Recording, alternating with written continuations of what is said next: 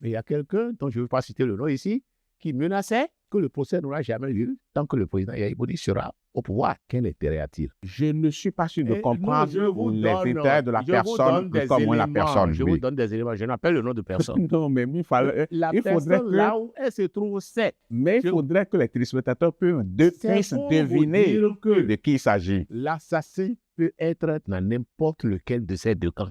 Ce n'est pas la peine de braquer les yeux sur un seul camp. Il faut laisser la justice travailler. D'abord, la famille d'Aïvo a refusé, s'est opposée à l'autopsie. Oui, ça, vous l'avez dit Ensuite, tout à quand l'heure. c'est fait, la famille a contesté. Les syndicats ont contesté. On a 9 dépassé. ans après aujourd'hui, Oui.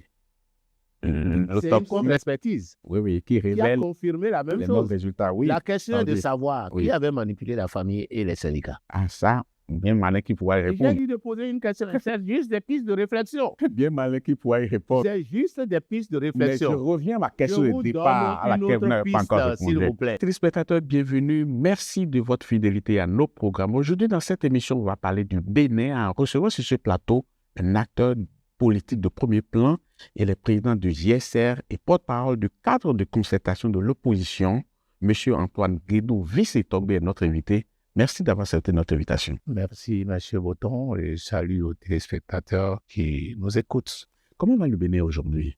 Personne ne respire, ni les paysans, ni les intellectuels, qu'ils soient dans le camp de la mouvance présidentielle ou de l'opposition. Pourquoi je dis que personne ne respire? Il y a une succession d'événements ce dernier temps. De quel événement parlez-vous? Des paysans qui tombent sous des coups de balle, simplement parce qu'ils veulent avoir la liberté de stocker leur production ou parce qu'ils veulent amener leur production de leur champ à leur magasin. Des gens qui sont même proches du chef de l'État, qui se sentent si serrés, qu'ils ont trouvé nécessaire de le faire tomber, de le renverser. Étant donné qu'on est à la veille d'une élection présidentielle, est-ce que c'est l'ambiance préélectorale qui indique cette ambiance dont vous parlez? Ça n'a rien à voir. Mais quand le président de la République pense que c'est lui qui doit désigner le candidat du président et des partis politiques, vous voyez un peu ce que ça donne. Nous, qui aspirons de présenter des candidats, nous le ressentons amèrement. Les gens ne veulent pas être candidats. Les gens ne veulent pas être candidats, mais pourquoi justement? On trouvera toujours quelque chose à vous coller pour vous faire un redressement fiscal. On trouvera quelque chose pour vous faire exiler. On trouvera quelque chose pour vous jeter en prison.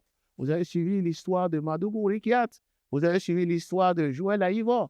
Mais comment en est-on arrivé là, justement? Seul le président Patrice Talon peut vous expliquer comment il est arrivé à ramener le pays à la situation d'avant la conférence nationale. Ça fait longtemps que nous n'avons plus entendu parler de coup d'État dans ce pays. Très longtemps. Depuis la conférence nationale, c'est fini ça. Lentement, mais sûrement, on évolue quand même vers les échéances électorales. Mais il y a encore là un petit couac à propos du code électoral qui serait très controversé. Quels sont les points qu'on reproche à ce code électoral? D'abord, il faut vous faire une brève historique. Le code a été voté sous menace. Sous menace, on peut nuancer. Pas sous menace. Je dis sous menace des députés de la mouvance présidentielle. Ensuite, lorsqu'on a fini de voter le code, ça a été envoyé clandestinement au président de la République pour une demande de promulgation. Il y a une procédure quand même pour la promulgation des textes c'est que les votés. députés aient copie pour s'assurer que les amendements ont été intégrés. Ont-ils eu copie? Ils n'ont pas eu copie. Ont-ils revendiqué? Mais il faut un temps pour revendiquer. Au moment où c'est envoyé au président de la République, personne ne savait que ça va être envoyé en ce moment-là.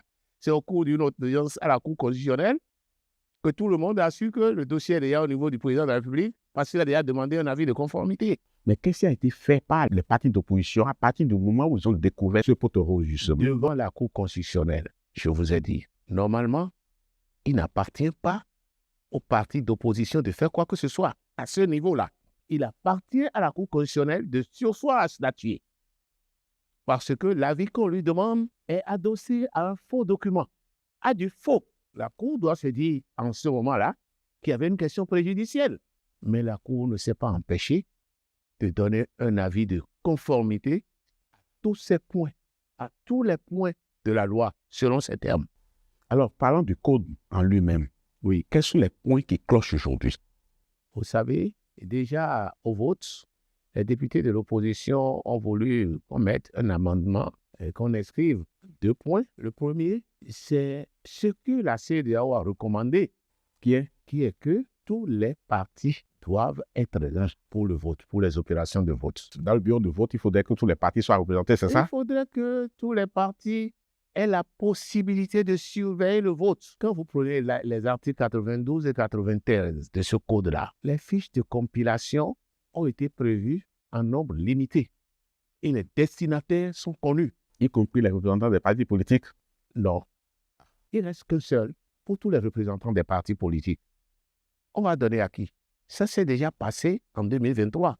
Et ça leur a permis de mettre en place l'Assemblée qui est là, qui ne reflète pas la réalité du vote. Mais ôtez-moi d'un doute. Quand le cas s'est produit lors des dernières élections législatives, comment est-ce que ça a été tranché? Les feuilles de dépouillement, la dernière qui restait, elle a été donnée à qui? Elle a été donnée à la mouvance présidentielle. Et ce n'est pas là le problème. Quand il y a eu des fraudes et qu'on est allé à la Cour constitutionnelle, les constats d'ici, toutes les preuves ont été refusées par la Cour constitutionnelle. La Cour a dit, la loi veut que vous me donniez les fiches de compilation par arrondissement pour trancher. Si vous n'avez pas cette fiche-là, moi je rejette vos recours. Et vous devez les avoir. On a dit à la Cour d'inviter la Sénat pour comprendre si on a donné. Le président de la Sénat est venu, a reconnu qu'il n'a pas donné. Et la Cour nous a dit, après le départ du président de la Sénat, débrouillez-vous. La Sénat, c'est quelque chose, moi, c'est autre chose. La Sénat est une chose, donc moi, c'est autre chose. C'est là où on en est maintenant. Débrouillez-vous pour avoir vos fiches de compilation. On est devant cette situation-là. Vous êtes mis ensemble, vous les partis d'opposition, vous faites des réflexions. Qu'est-ce que vous avez décidé de faire par rapport à cette situation? Le président de la République refuse de faire relire le code. Allez-y voir ce que ça cache. Donc, vous voulez dire qu'on est dans l'impasse aujourd'hui? On n'est pas dans l'impasse, puisque ceux qui veulent tricher avancent. Ce n'est pas encore l'impasse. Nous avons dit, si vous ne relisez pas le code, c'est vous qui aurez troublé l'ordre public, parce que dans les bureaux de vote, si l'opposition n'a pas sa fiche, la mouvance ne l'aura pas. S'il reste une seule fiche, c'est à l'opposition qu'il faut donner ça, puisque c'est la mouvance qui organise l'élection. Donc, c'est un bras de fer qui est en train de naître. Qui ira à terme si on ne relit pas le code. Vous êtes optimiste de cela? Nous n'allons pas permettre. Je sais que le président de la République, il a la facilité de déployer la police républicaine et même les militaires pour tuer les populations lorsque des situations d'urgence se posent. Il a son espoir sur la gâchette facile de la police républicaine et même des militaires. Ce n'est pas un peu trop dit de dire qu'il a la gâchette facile? On a vu. On peut nuancer. Écoutez, on a vu lors des élections de 2019 déjà, on a vu. Ensuite, de 2021, on a vu. C'est pour vous dire concrètement que c'est fort de ces armes-là que le président de la République fait ce qu'il fait là. Donc, vous êtes en train de dire aujourd'hui qu'il y a quelque chose qui se prépare, qui fera que les élections à venir ne seront pas libres et transparentes. C'est cela? À la limite, oui. Je peux dire 2 choses, pas quelque chose. La première hypothèse, c'est que les élections ne seront pas libres et transparentes parce que le président de la République veut aboutir à un parlement monocolore. Possède d'intention. Possède d'intention quand même. Pour avoir la main libre. Non, les faits sont là. Quand vous mettez dans un code que pour avoir un siège, pour participer à l'attribution des sièges, au partage des sièges, il faut avoir 20% par circonscription électorale. Oui. Alors que vous savez que depuis la conférence nationale jusqu'à aujourd'hui, y compris les élections que vous avez organisées vous-même, aucun parti n'a pu avoir les 10% sur le plan national. Et vous dites ça, que vous faites la moyenne de 20% par circonscription électorale, ça fait 20%. Mais ça, c'était avant la réforme du système partisan. Pas du tout. Avec la réforme. Pas du tout. C'est la réforme du système partisan qui a amené ça. Donc, les partis se sont mis ensemble et devraient, dans l'absolu, être plus forts. Mais ils l'ont fait. L'ancien système ne mettait pas un plafond, n'exigeait pas un minimum, un plancher. C'est le système actuel, le système partisan qui a exigé ça. Mais à l'application, personne n'a eu ça. Personne n'a eu 10% au plan national. Comment, dans ces conditions-là, vous pouvez demander aux gens d'avoir 20% par circonscription électorale, fois 2. Parce que si c'est ça, votre façon de faire, quand on fait la moyenne sur les 24 circonscriptions, ça fait 20% au plan national. Ce qui est déjà contraire à la Constitution, que la Cour constitutionnelle ne devrait pas promulguer. Donc, vous voulez dire que le code électoral ne tel devrait qu'il est... pas déclarer conforme, je vous l'ai dit. Exactement. Le code électoral aujourd'hui, vous dites clairement qu'il n'est pas inclusif. Il est exclusif, si je peux m'exprimer ainsi, parce qu'à l'arrivée, il y a certaines qui sont laissées sur le carreau. Mais autre aspect, c'est la réforme du système partisan. Quelle appréciation faites-vous d'abord de cette réforme-là? Elle a échoué. Je vais vous dire pourquoi. On a à peine 3 candidats. Et comme si cela ne suffisait pas, ils veulent aujourd'hui 2 candidats, éliminer le candidat de l'opposition pour qu'il ne reste que les 2 candidats de la mouvance. Qu'est-ce qui peut justifier que lorsqu'on a dit qu'il faut 28 députés, il faut 16 députés pour parrainer? Qu'est-ce qui peut justifier 16 députés ou 28 députés? 16 députés, c'était ça. Mais brutalement, on amène à 28 députés à un moment où l'opposition n'a que 28 députés. L'opposition n'est pas exclue dans le cas d'espèce. Ça cache une intention de tricher. Ça cache un espoir d'empêcher au moins un député de parrainer pour que l'opposition n'ait pas de candidat. À quelle fin? À qui ça profite? Surtout pour quelqu'un qui dit « je m'en vais, je suis en train de partir ». Vous savez, je m'en vais chez la face. Ce n'est pas la réalité. Vous avez encore des doutes aujourd'hui avec toutes les déclarations qui ont été faites par le chef de l'État? Le président Patrice Talon, depuis son arrivée, nous a toujours habitués à ses engagements non respectés. Et avant qu'aujourd'hui, il ait ce désespoir-là qui ne reviendra plus, ça n'a pas été facile. En commençant par la négociation avec le président Bouliaï qui a échoué, en commençant par la tentative de révision. Négociation avec le président Bouliaï? Il a demandé au président si on ne peut pas modifier la Constitution pour amener l'âge supérieur, le plafond, à 75 ans. Ça, c'est une révélation que vous faites pour là. lui permettre d'être aussi candidat. Mais l'autre a dit qu'il n'est pas intéressé. Vous êtes sûr de ce que vous dites là? Écoutez, le président Yahibouni est encore vivant.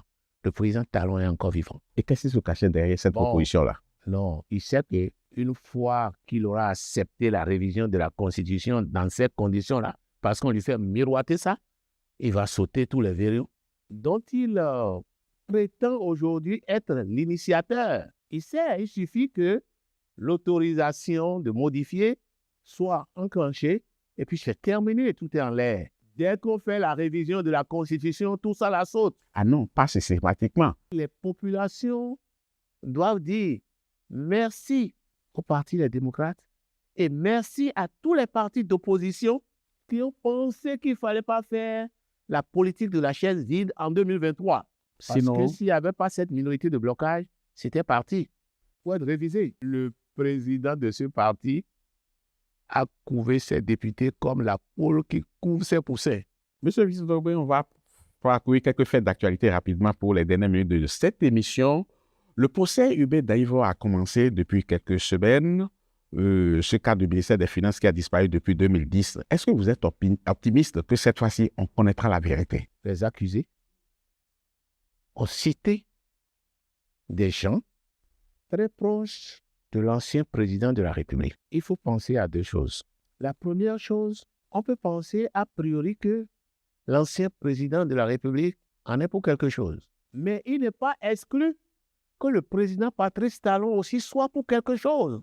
Parce qu'il avait une influence certaine dans ce milieu-là. Savez-vous que le premier gouvernement de Yahibouni, c'est sous la roulette du président Patrice Talon? Oui, mais s'il a été à l'origine du premier gouvernement, ne veut pas dire qu'il est à l'origine du premier gouvernement. Oui. Il est à l'origine de beaucoup de cadres, même très proches du président de la République, qui peut influencer facilement. J'ai dit ce n'est pas exclu. Je n'ai pas dit que c'est lui. D'accord. Je préfère la nuance là. Et sur cette base-là, vous devez vous interroger. Le président Yahi, quand ça s'est passé, il a diligenté les enquêtes nécessaires. Il a fait l'autopsie qui a confirmé que celui qui est là, c'est Daïvo. C'est Daïvo, oui, oui. C'est un Allemand et une Française. Ce qui a été confirmé récemment, oui. L'avocat de la famille a manipulé, l'avocat de la famille, qui est très proche du président Patrice Talon, a manipulé jusqu'à ce que le Français, la Française précisément, soit obligée d'abandonner. Mais l'Allemand est allé jusqu'au bout et a confirmé. Vous dites c'est Daïvo. Le plus dur, c'est Qui a tué Danilo? C'est ça qu'on reconnaître. Attendez. Oui, on n'a pas beaucoup de temps. Si vous ne faites pas une analyse, vous ne pouvez pas savoir. Oui. Depuis ce temps-là, le procès a été bloqué. D'abord, il faut dire que pour que la famille se prête à l'analyse, ça n'a pas été facile. Ça a été finalement Parce fait. que la famille n'était pas en confiance en quelque sorte. Mais il y a quelqu'un, dont je ne veux pas citer le nom ici, qui menaçait que le procès n'aura jamais lieu tant que le président Yaya Boni sera au pouvoir. Quel intérêt a-t-il? Je ne suis pas sûr de Eh, comprendre non, je vous les donne- intérêts de la je vous personne donne des comme la éléments. personne. Je oui. vous donne des éléments. Je n'appelle le nom de personne. Non, mais il faudrait Personne que, là où elle se trouve, c'est mais il je- faudrait que les téléspectateurs C'est puissent pour vous deviner dire que de qui il s'agit. l'assassin peut être dans n'importe lequel de ces deux camps. Ce n'est pas la peine de braquer les yeux sur un seul camp.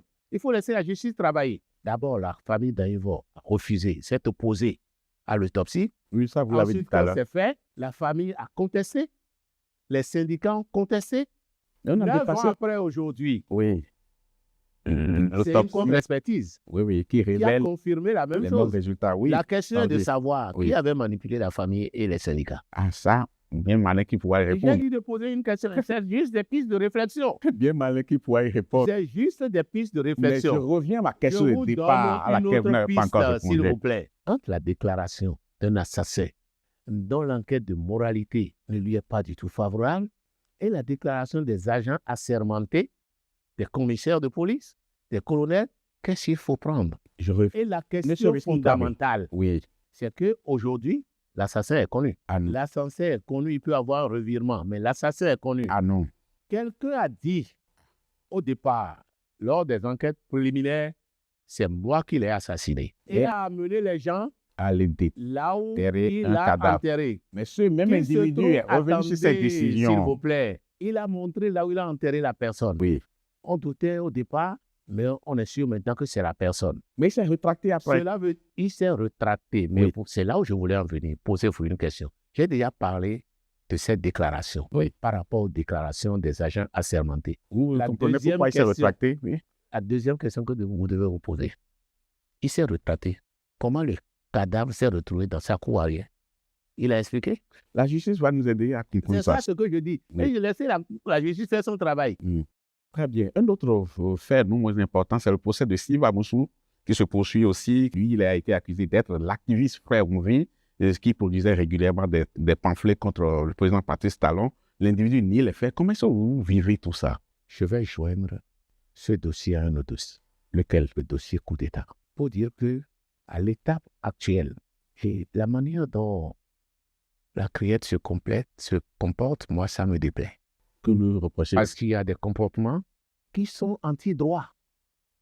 Lesquels, par exemple? Quand vous prenez le dossier Steve Amoussou, celui qui est allé kidnapper sur notre territoire est autant coupable que le coupable retenu dans les liens de la prison aujourd'hui. Du coup, il y a eu le procès. Quand vous revenez faire un aveu que vous avez kidnappé quelqu'un, même pas sur le territoire national, à l'extérieur, ça suffit pour vous priver de votre liberté en attendant la clarification. Ça n'a pas été fait. Ils sont Et revenus, vous avez suivi au tribunal libre.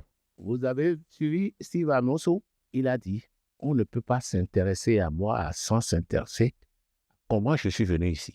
C'est clair ça. C'est là. C'est criminel, j'allais dire. On ne leur a rien dit. Il a fallu, en fait, les gens pensaient que le dossier passerait inaperçu.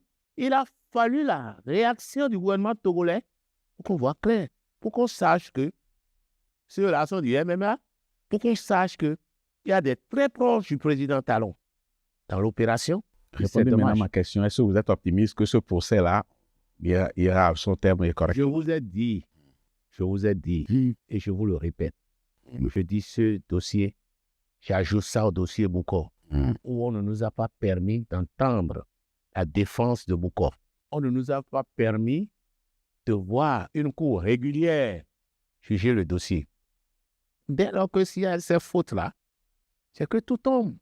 Tout tombe, en tout cas pour moi, pour les notions primaires de droit que j'ai reçues, tout tombe. Donc, Et ça ne me laisse aucune crédibilité. Donc, je m'empêche de vous dire que ce qu'on va dire là, c'est une certitude. Je vois simplement que dès le départ, il y a mal donne. Et sur ça là, je ne peux pas avoir confiance. Au point de vous dire, je suis sûr que... Non, Si vous attendez ça de moi, vous ne l'aurez pas avant la fin de l'émission. Parlons un peu de vous, de votre parti politique, le JSR. D'abord, pour lever un petit doigt, est-ce que vous avez fini de régler vos démêlés avec la Commission électorale nationale et autonome? Vous savez, j'avais dit abondamment que le rapport de la Commission électorale était faux. Et à plusieurs points de vue. Et c'est vrai que Pour nous la n'avons... nouvelle de nos téléspectateurs, c'est qu'on vous reprochait de n'avoir pas un siège national, c'est ça? Et là, C'était ça? nous avons un siège national. Et la Sénat s'en est aperçue parce qu'elle a été obligée de faire une deuxième mission. Elle a constaté que nous avons un siège qui n'est pas du tout caché. Et je leur ai dit que le jour où ils sont venus, comment avez-vous pu ne pas voir cette enseigne-là? Je leur ai dit, De bonne foi. de toute façon, c'est compris. Et j'ai remercié la Sénat, le président de la Sénat, pour avoir diligenté le second passage qui a permis d'aplaner les difficultés. On n'était pas sans faute, mais ce n'est pas une faute consciente. Parce que les raisons pour lesquelles on doit avoir des sièges dans les départements, dans tous les départements, la loi même l'a dit. La loi a dit la punition à laquelle vous allez vous attendre. C'est-à-dire, vous n'aurez pas le financement public si vous n'aurez pas les sièges. Étant donné que nous, on n'a pas de financement public, parce que c'est un truc très coûteux, pour avoir un siège dans un département, au minimum, c'est 50 000 par mois. Ça fait 7 200 000 pour tous les sièges, les 12. Et vous avez maintenant multiplié par 12 mois. Oui, c'est difficile pour nous. Alors, le parti aborde... Mais aujourd'hui, nous nous débrouillons pour régulariser. Et aujourd'hui, il ne nous reste que quelques sièges. Quelques sièges. Nous débrouillons Est-ce que vous préparez correctement les procès de séance à venir? Faites-nous confiance. Mais je me pose des questions. Je veux bien vous faire confiance. De nous faire confiance. Je veux bien vous faire confiance, mais j'ai une petite gêne parce que quand on voit les gens qui peuvent quand même aller à ces élections-là, j'ai comme l'impression qu'il y a des conditions que vous ne remplissez pas. Lesquelles? Par exemple, vous ne pouvez pas avoir un candidat à l'élection présidentielle. Mais est-ce que je vous ai dit ici là, que nous voulons aller à l'élection présidentielle? Mais attends, quelle est l'ambition finale d'un parti politique? Il y a 3 élections. Oui. Vous savez, donc vous-même vous excluez d'office. Oui. En réalité, l'exécutif seul qui gère le pouvoir dans un pays. Bien entendu. Les pouvoirs sont partagés. Bien entendu. Entre le législatif et l'exécutif. Donc vous vous préparez pour les autres élections, pas présidentielles? Non, pas présidentielles. Parce que nous sommes des républicains, nous. Nous n'allons pas dire que nous avons un candidat au présidentiel alors que nous n'avons pas les parrainages qu'imposent notre ordonnancement juridique actuel. On ne peut pas le dire. Mais rien ne nous empêche d'aller au législatif et d'aller au communal. Alors, le cas de concertation que vous dirigez, dont je porte la parole. Dont vous portez la parole, justement. Est-ce que ce cas de concertation peut influencer vraiment les choses? Quand vous évaluez tout ce que vous avez fait jusque-là et la manière dont le dialogue de sourds que vous entretenez avec l'exécutif aujourd'hui, est-ce que vous êtes optimiste que vous allez pouvoir changer quelque chose? Nous ne sommes pas sourds, hein. C'est l'exécutif qui est sourd. De toute façon, entre les deux, il y a quelqu'un qui n'entend pas l'autre. Chacun est dans son couloir.